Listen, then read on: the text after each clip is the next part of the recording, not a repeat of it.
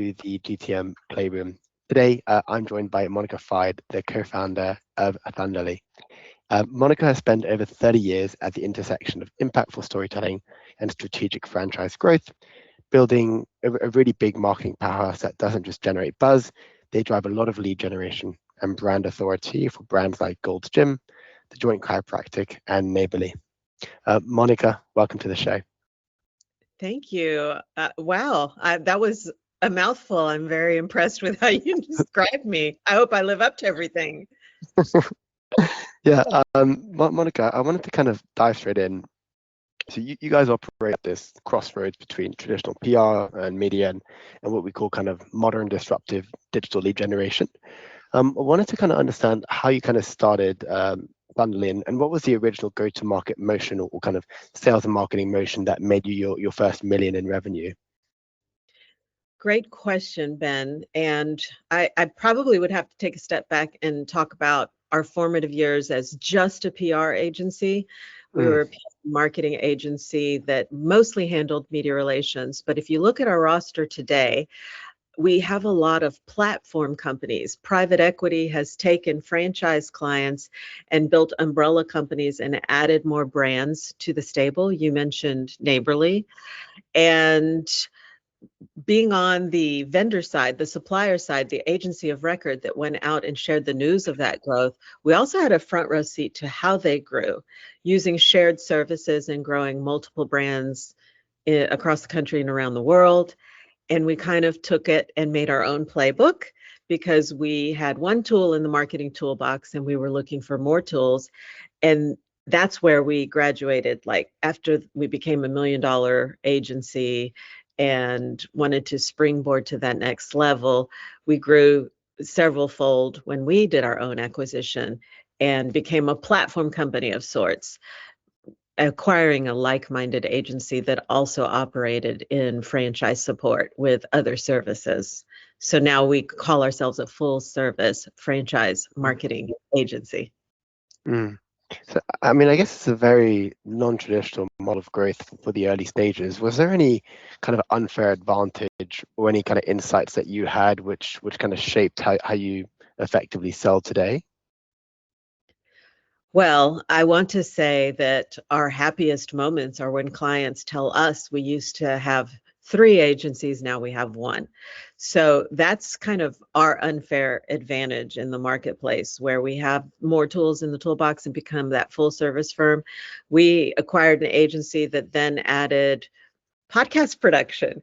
We produce podcasts for a lot of our franchise clients. We do videos, we do lead gen advertising, we do, again, public relations, creative services. And it's that paid, earned, shared, and owned media dynamic that makes us, I think, an advantage in our space. We really are the only agency that operates like this today in our sandbox of the clients that we serve. Mm. And your offer has obviously taken on board many forms. How has it kind of evolved since the first version? Right. So it has evolved in that we didn't used to be called Thunderly. We actually had to rebrand ourselves the way our clients have rebranded when they created umbrella companies. So we used to be known as a PR agency with a certain name and a lead gen agency with a certain name. And then even when we brought those 2 agencies together, our existing client roster would ask us, okay, is he on that team or that team? Or does she work on that team or that team? And we're like, no, we're all one team. So we had to do what we do for clients and rebrand ourselves as Thunderly. And it became a very powerful marketing engine for us. Mm. And going into that, in terms of how you're kind of growing today and acquiring new business, what is the kind of winning, what you call kind of go-to-market play, go-to-market motion that you have in place, which is kind of fueling your growth at the moment? Yeah, we developed a proprietary AIM model for amplified integrated marketing, which means that you can come to us as a vendor supplier that will support you in your franchise development growth for a full service account team. So roll back the dial. Back in the day when we were founded, if we acquired a client, you got an account executive that was handling your business on our side of the fence. And that person ended up being a mile wide and an inch deep in everything that they were doing to service that account, be it, media relations and strategy and plans, marketing plans for the clients that we were supporting. Today, you get that full account team, which is the subject matter expert in every division on our staff for integrated services. So you might get a brand manager, a earned media lead, a social media coordinator or account executive, a paid media, and then the creative services that rolls up under all of that. It really is a fully staffed account team that helps our clients grow today. Mm. And in terms of you, in terms of like acquiring more business yourself, what does that look like? Are you spending more time thinking about account expansion within existing accounts and clients, or is it more around finding net new business? So what you just said is kind of a happy accident in terms of the private equity space that we live in today. The clients that we serve in franchising are highly attractive to private investment, private equity, family firms, private investment. We just did an announcement today for PE, majority ownership of a client on our roster. As that investment takes place, our business grows kind of in Mm. tandem with them. So you mentioned Neighborly. We have several platform companies, Propelled Brands, Best Life Brands, Empower Brands, Bricks Holdings, Neighborly. And if you look at those parent companies, you can see that they have acquired other franchise networks underneath them to do those shared services for the continuum of senior care, or all of home services, or all of business to business solutions. So as they add a franchise network, we as their agency are then servicing an additional client. It's a very Mm. nice accident. Mm. But that's kind of the front row seat that we have and has helped us grow. That's not to say that we don't roll up or we don't add business by just adding a standalone franchise network that's trying to grow. We have those on our roster as well, in restaurants, in you mentioned the Joint Chiropractic. It's publicly Mm. traded, huge organization. There are over 900 locations, but that's just one brand, and we are helping them as an integrated account for us. Mm. So, in terms of, I mean, it's a very brilliant business model that you sort of built out. In terms of kind of finding more franchises, is it only done through kind of these private equity groups, or how do you kind of go about your building that network in the first place? It's a very intimate sandbox that we play in that is called franchising. So as a supplier, we are out at the industry trade shows. We are speakers at industry events. Our clients are at those industry events. We get a ton of business through referrals, a ton of business as a result of, man, that brand was small and now they're big. Who are they using? Kind of a thing. Mm. And that's been a real, by specializing in one sector out there and getting intuitively good at growing those brands, Mm. we end up attracting like-minded business. Mm.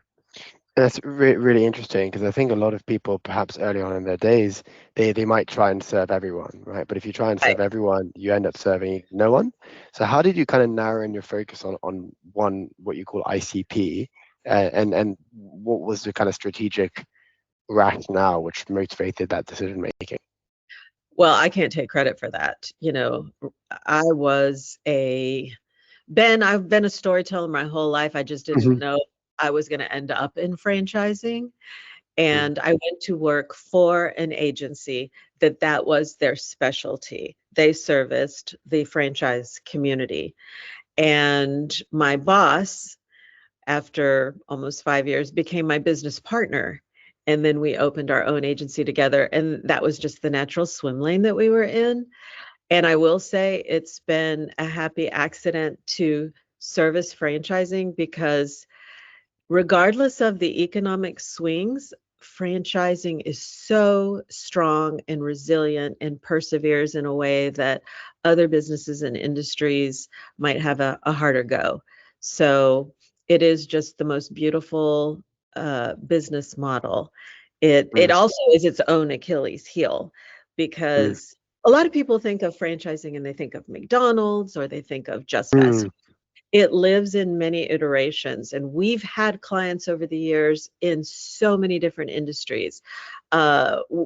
Gold's Gym, you mentioned Gold's Gym. We used to work with Gold's Gym when they were American based. They're actually owned mm, out of Europe now, but that's fitness. We work with Fastsigns, the world's largest signage franchise, and that's business communications and business solutions. We've worked with Neighborly, which has been a mainstay on our roster, largest organization in home services, everything from plumbing and lawn care and heating and air conditioning, or they have so many brands, 5,600 locations around the world. mm.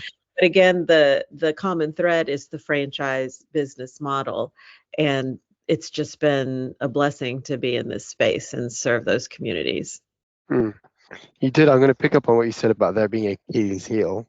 What is that Achilles heel when it comes to kind of, growing the agency within the franchising model? What are the kind of biggest challenges that you are facing? The Achilles heel isn't necessarily a hurdle for Thunderly. It is for the franchise business model itself, which Mm, is that the beautiful thing about franchising, and it's proven time and time again over so many examples, has the power and the ability to take a small brand and make it a big brand. And then that mm, big brand can become a household name. But that is the hurdle we have to cross, because a lot of people will think of it as a giant corporation instead of a collection of small business owners. Franchising grows as franchisees invest in, you know what, I want to open a coffee shop, but I don't want to have to reinvent the wheel. I'm going to go do mm, Seven Brews, or mm, I want to open a pizza place. I don't know that I can compete with the big guys. Maybe I ought to just open a Little Caesars franchise, or two, or three, or four, or mm, five locations. So therein lies the Achilles heel. Oh, that's got to be a giant corporation. And on the surface, it is. I mentioned everybody thinks of McDonald's. McDonald's has over 40,000 locations, but innately that could be owned by your neighbor down the street. mm. Really, really interesting. So I guess the growth of your business is fueled by the growth of the kind of franchise clients that you have, right? Because the bigger they get, the bigger your ultimate your 100%. royalty, yeah, your royalties are. So And I how do will you? The Yeah. majority of our goal when we acquire a new account, it is a franchise development initiative. Clients come to us when they want to get their message out and add more investors to their Mm, portfolio and put more flags on the map. Franchisors come to Thunderly because they are trying to attract more franchisees. mm. I see. I see. And so as you're kind of thinking about growing your business, obviously changing tracks a bit. If we look at the release of large language models over the last 2 to 3 years, we've seen a lot of businesses kind of automate a lot of the manual parts of their kind of go-to-market function, whether it might be list building or like kind of creating compelling outreach or figuring out creative ways to perhaps find new franchise clients. How have you kind of incorporated AI within your kind of go-to-market approach, and what does that look like specifically within your franchising model? Within how do we market, or how does Thunderly market its clients in the AI world?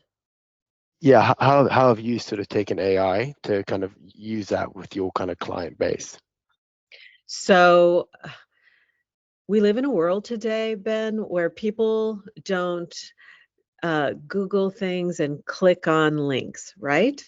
We talk about this zero-click world that we live in today, and it can be your application of choice, ChatGPT or Claude or Perplexity or whatever. Today, people will prompt and they will take the answers on faith.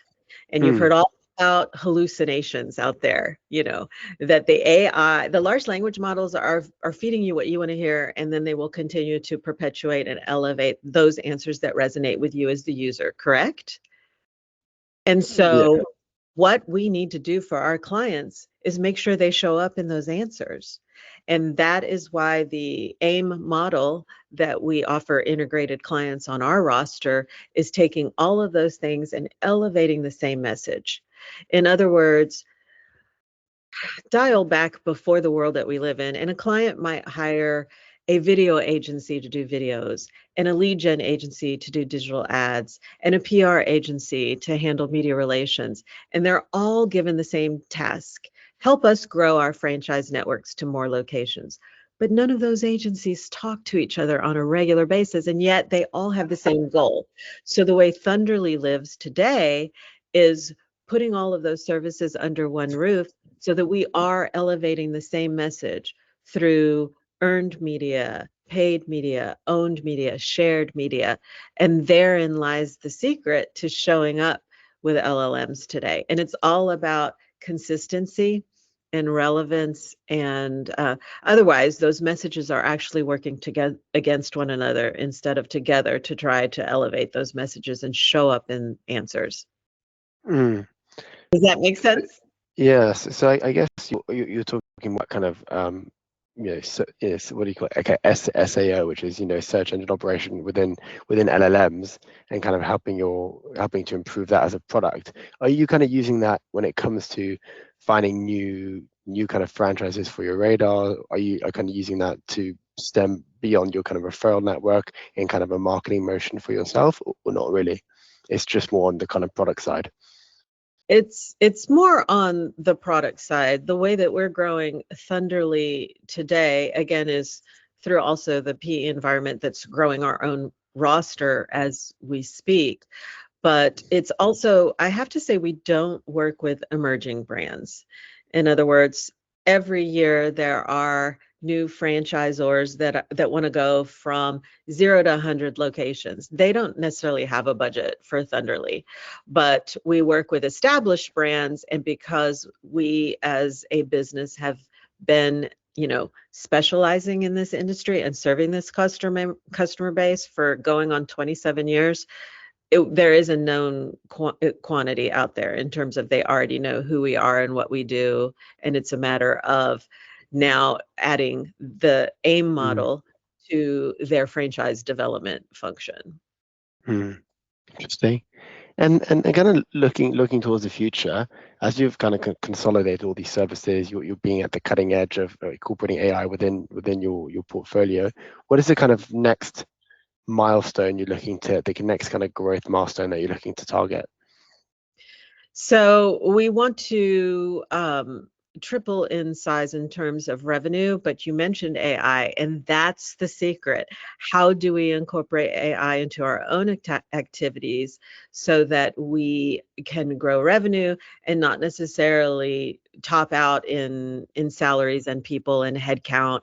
There's a common practice as in the agency world that when you add clients, you add people. But AI allows us to do so much more with the very best talent in each of those divisions that I mentioned. So that's the key.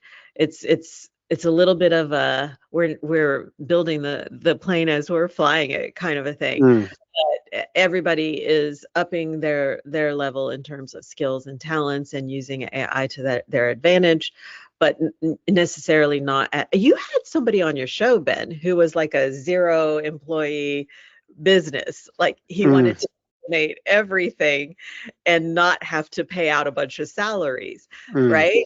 Forget who that was, but it was an interesting and entertaining and informative episode.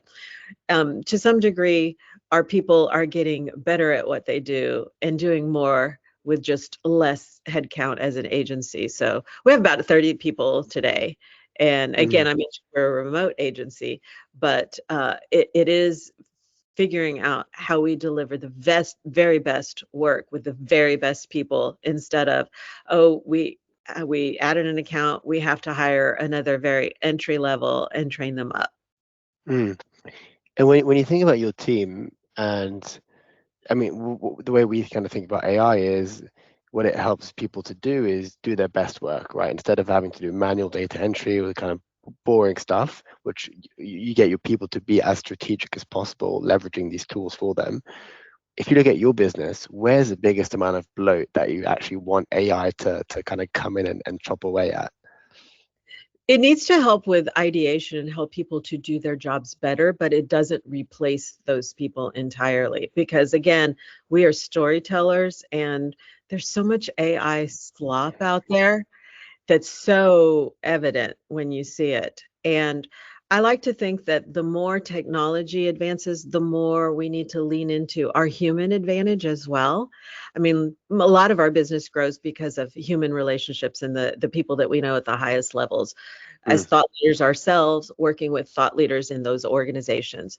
But AI operating behind the scenes helps in the ideation, the research, the things that are important to the finished product, but are not the finished product, if that makes sense. Yes, absolutely. It's around it gives that first draft, but then the judgment always kind of lies on the human, doesn't it?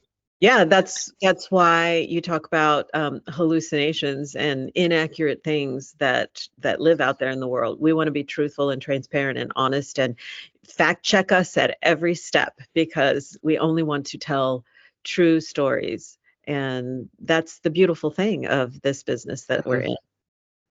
Fantastic.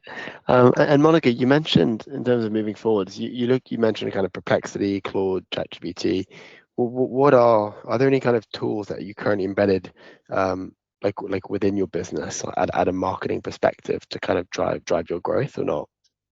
We're into Reddit, and what's resonating on Reddit is kind of what are those messages going to be, Ben, that really stand out for the brands and the franchise networks that we're representing and growing.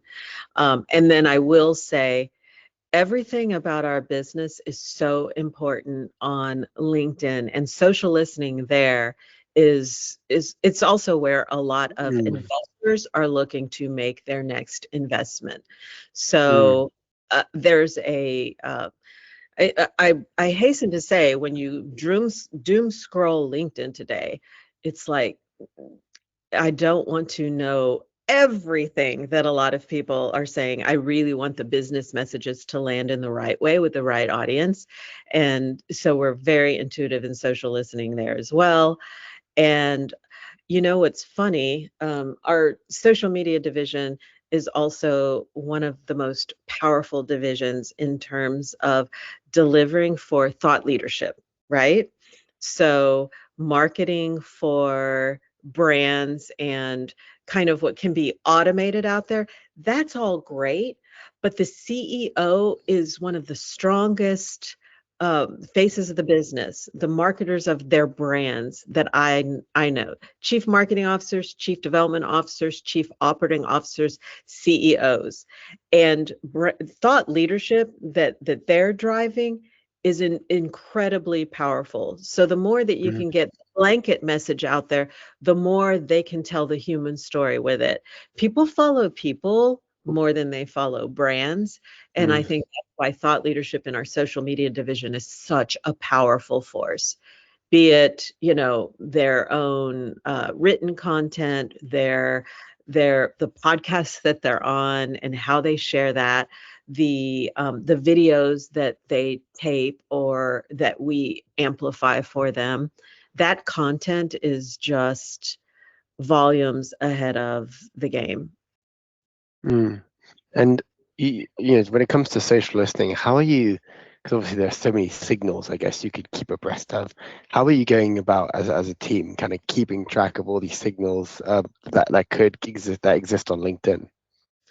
So we do we do social impact reports, and we do QBRs for the brands and for the thought leaders, and what are the messages that are resonating.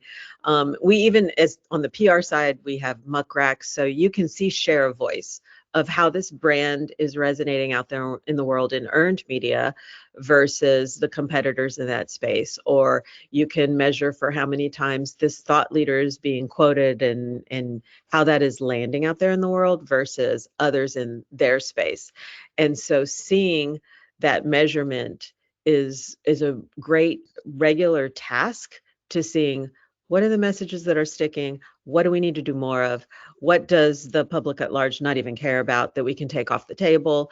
And that is that amplified integrated marketing that is so important. Like, say more of what's landing versus, okay, new quarter, new message. Like that isn't necessarily where you want to operate in a vacuum or live in a silo. It needs to constantly be measured and looked at and see in the world at large, like what is working and or what is not landing at all that needs more explanation or we need to take off the table.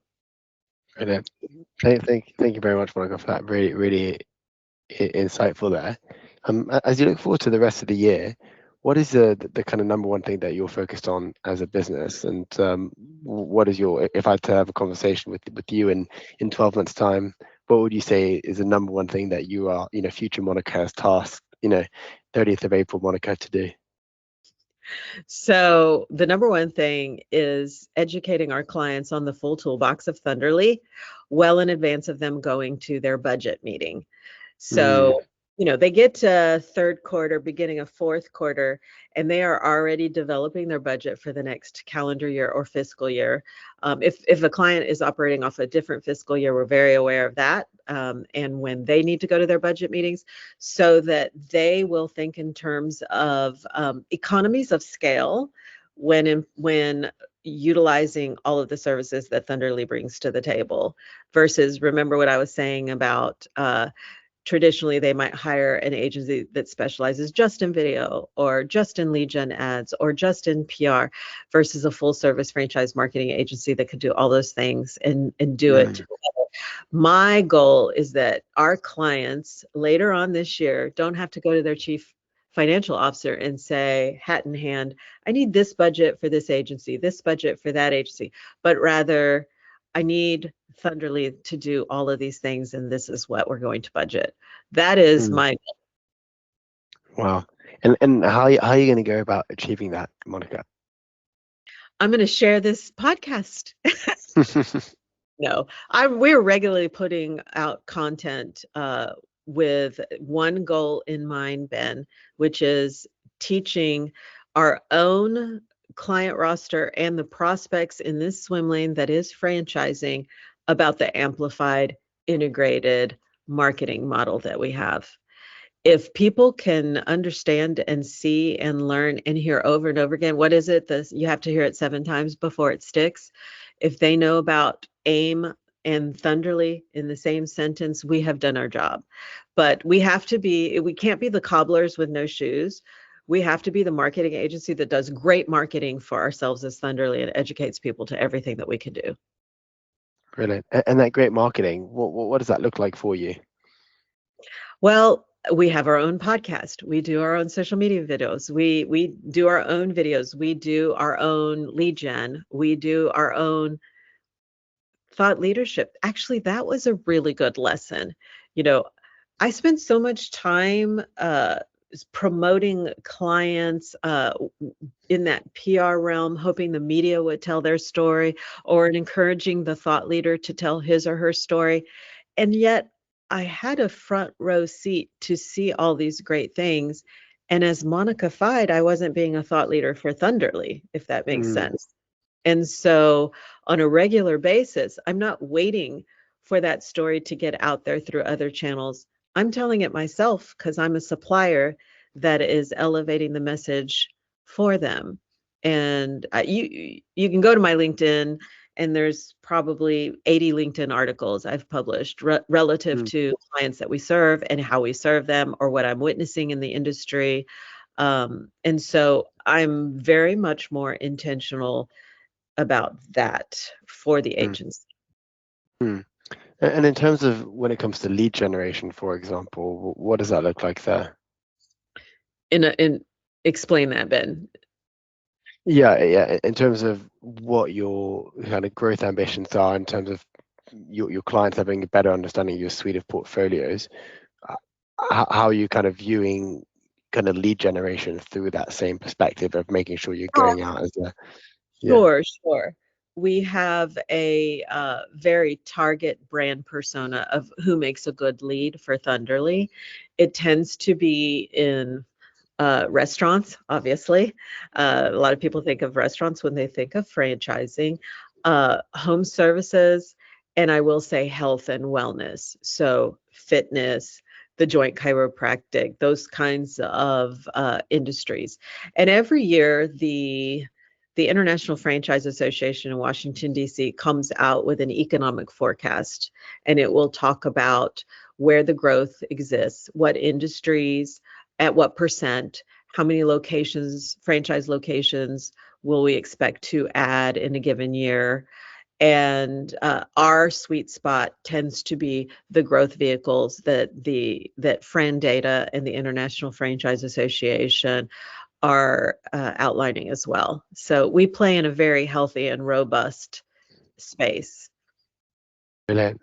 Well, Monica, thank you so much for your time. Very, very insightful to hear more about the franchising model, how you guys are going about it, how you're kind of integrating everything, implementing AI within your business, and the kind of growth that you have over the next year. Really appreciate your insights. And Monica, if you want to learn more about what you guys are doing, where can we find you?